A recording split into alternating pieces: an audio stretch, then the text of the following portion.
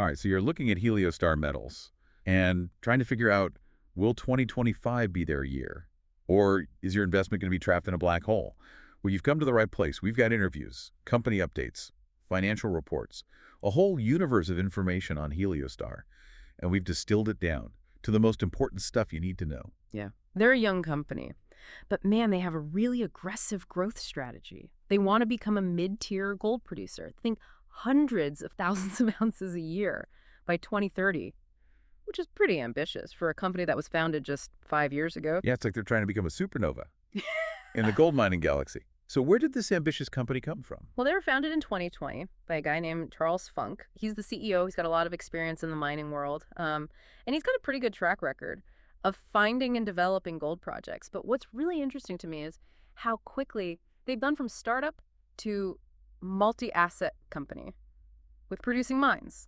Okay, so they went from a tiny speck of cosmic dust to a celestial body with some real gravitational pull. How'd they do that? Well, their strategy has been to acquire existing gold projects that are often undervalued for just a fraction of what it would cost to develop them from scratch. It's like they found a treasure map to a gold mine that everybody else overlooked. So like buried treasure. Exactly. And their most recent and biggest move was acquiring Argonaut Gold's entire Mexican portfolio. Hold on. They bought a whole portfolio. How much did that cost them? Only $5 million US. Wow. I know, right? And that includes 2 producing mines, San Agustin and La Colorada, a development project called Cerro del Gallo, and another really promising project called San Antonio. That sounds almost too good to be true. But can they really deliver on these ambitious goals? Well, they're certainly trying to minimize the risk. They're focusing on projects that already have permits, which means that they can get to production a lot faster. And instead of issuing more stock and diluting existing shares, they've secured debt financing to fund these acquisitions. So they're pretty confident they can generate enough cash flow to cover that debt. It seems so. It's a pretty bold move for a young company. It is. And you know what? It's caught the eye of some big investors. Eric Sprott. You know him, the well-known resource investor. He recently became a major shareholder in Heliostar. Oh, wow. Yeah, and he even provided financing at what was a 2-year high for the company's stock price. That's a big vote of confidence. It is. So it sounds like they've got a pretty good mix of ambition and strategy. But let's talk about what they're actually doing. To achieve their goals, what's their plan? Well, they've got a 3-pronged approach. So first, they're focusing on maximizing production from those 2 mines they just bought, San Agustin and La Colorada. Like they're squeezing all the juice out of those existing fruits to fuel further growth. So making the most of what they've got to generate cash flow. Smart. What's the second prong? Their second focus is restarting full production at La Colorada by January 2025. Coming right up. Yeah. And they're projecting to produce around 50,000 ounces of gold every year from that mine. It's like bringing a dormant star back to life. It really is. Okay, so that's 2 producing mines. Churning out the gold. What's the third focus? The third prong is their flagship project, the Ana Paula deposit.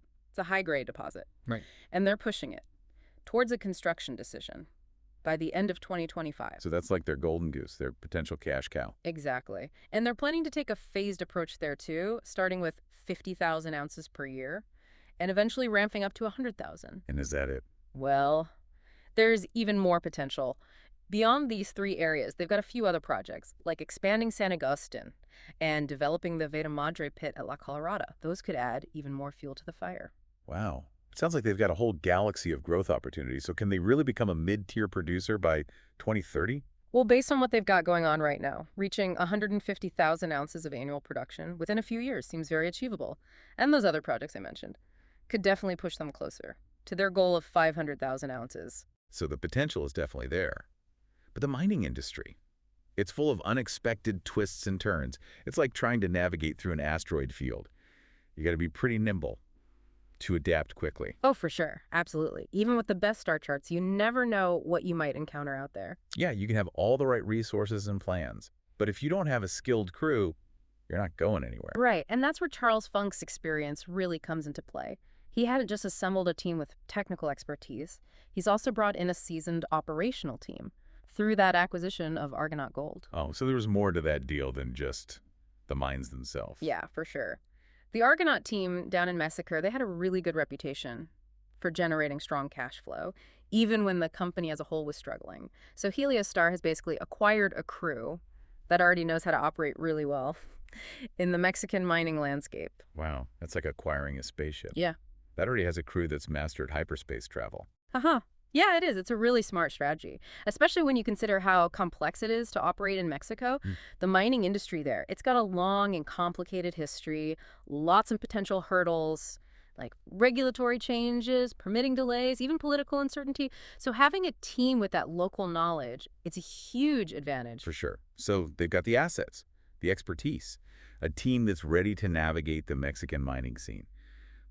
But let's talk about the financial side of things. How are they funding this ambitious growth plan? Well, remember those debt facilities they secured, the 10 million US dollars, to fund the Argonaut acquisition. Well, Yeah. their plan is to repay all of that debt from operating cash flow. Okay, so they're not going to issue more stock to raise capital for this expansion. Isn't that kind of risky, Mhm. especially for a young company in such a volatile industry? Well, that seems to be their strategy. They're betting that those two producing mines, San Agustin and La Colorada, will generate enough cash flow to cover the debt and fuel their future growth. So they're using the energy from those existing stars to ignite new ones. But what if those mines don't produce as much gold as they're projecting? Or what if the price of gold drops?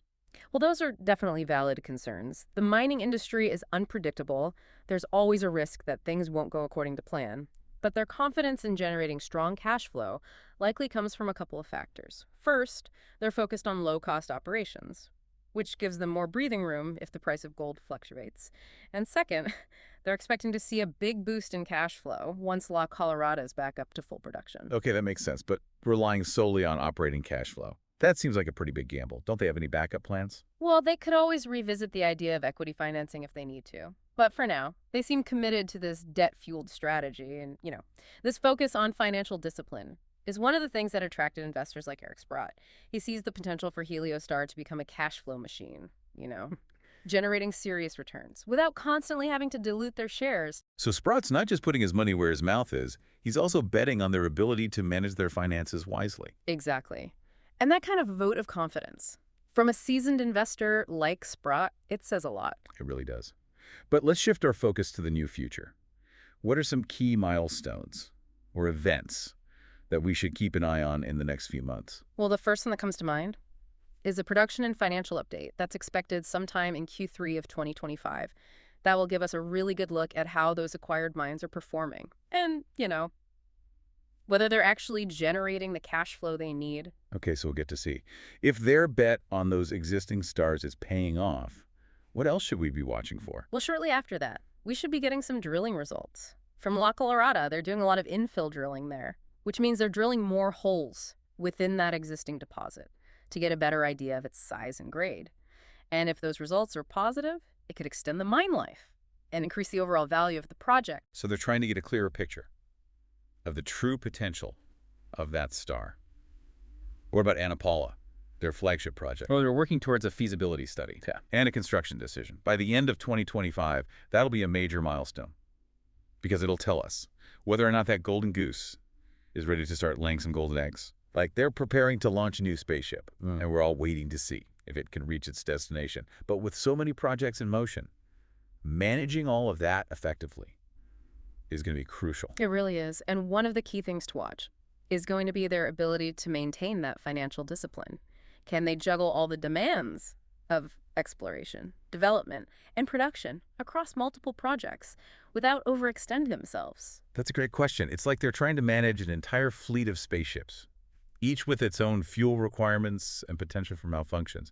And, transparency is going to be really important, especially in an industry that's often seen as opaque. Yeah, for sure. Regular updates on their progress, both the wins and the challenges, it's going to be really important to maintain investor confidence, like sending out regular signals from those spaceships so that investors know they haven't vanished into a black hole. Transparency is so important, especially when you're dealing with something as complex as mining. Investors need to know that they can trust the company to keep them informed, no matter what's happening. Absolutely. And it's also important for managing expectations. Yeah. Acknowledging that even with the best laid plans, you can run into unexpected obstacles, like a meteor shower in your carefully plotted course. Right, so they need to show that they can adapt and navigate those challenges. But let's zoom out for a second. Why should someone listening to this care about Heliostar Metals? What makes their story relevant to the average investor? Well, for one thing, they're tapping into a couple of key trends that are driving the gold market right now. The whole global uncertainty thing, we've seen so much economic and geopolitical volatility, and that always pushes investors towards safe haven assets like gold. It's like when you're navigating through a turbulent nebula. You want something stable to hold on to. Exactly. And gold has always been that safe harbor. The second trend they're tapping into is their focus on Mexico, a country with a rich mining history. I mean, sure, there are some challenges operating there, but the potential rewards are huge. So they're betting on a specific region with a track record of gold production. Right. And if they can pull this off, they could really become a major player in the Mexican gold mining industry. That's definitely a story worth watching. So before we wrap up, I want to leave our listeners with a final thought, something to ponder as they continue their own research on Heliostar Metals. I always love a good thought-provoking question. We've talked a lot about Heliostar's focus on Mexico, but how might changes in the political or regulatory landscape there affect their growth? That's an excellent question. Mexico has a history of political shifts and regulatory changes that can really impact the mining industry. So investors need to be aware of those risks. It's like factoring in the gravitational pull of a nearby black hole. It could throw you off course if you're not careful. Exactly.